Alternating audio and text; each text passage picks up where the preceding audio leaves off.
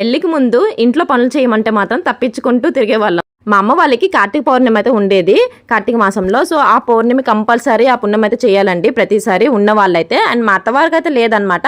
అలా ఉండేటప్పుడు మా అమ్మ అయితే ప్రతి ఇయర్ అనమాట, ఇంకా మా అమ్మ అందరు కూడా మా రిలేషన్లోనైతే ఆ పుణ్యం ఎవరైతే ఉంటుందో వాళ్ళందరూ కూడా పెయింటింగ్లు వేసేవాళ్ళు. తర్వాత గిన్నెలన్నీ తీసేసి చక్కగా మళ్ళీ కడిగేసుకొని ఇంకా శ్రావణ మాసంకి పండుగలు ఎలా చేసుకుంటాం మళ్ళీ కార్తీక పౌర్ణమి కూడా అలానే అమ్మవారి ఇంటి దగ్గర చేసేవాళ్ళం అండి. అది కూడా పెళ్లికి ముందు అండి.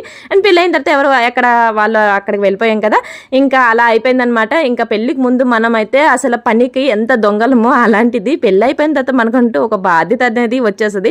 మన ఇంట్లో సామాన్లు అక్కడ అక్కడ ఉంటే కనుక అసలు చిరాకు ఉంటుంది కదా. సో క్లీన్గా పెట్టుకుంటే బెటర్ కదా అనేసి ఒక ఫీలింగ్ అయితే వచ్చేది. అండ్ నా కిచెన్ అయితే ఈ మధ్యన చాలా మెస్సీగా అయిపోయింది అనమాట, అంటే అక్కడక్కడ అనేసి. సో నేను ఒకటి చూశాను, సో నాకు మాత్రం చాలా బాగా నచ్చింది ఈ స్టాండ్ అయితే. ఎందుకంటే అన్నీ కలిసి ఒకటే దగ్గర ఉన్నాయి. ఇలా నీట్గా పెట్టుకున్నాం అనుకోండి ఎక్కడ కూడా గలీజ్గా లేదనమాట.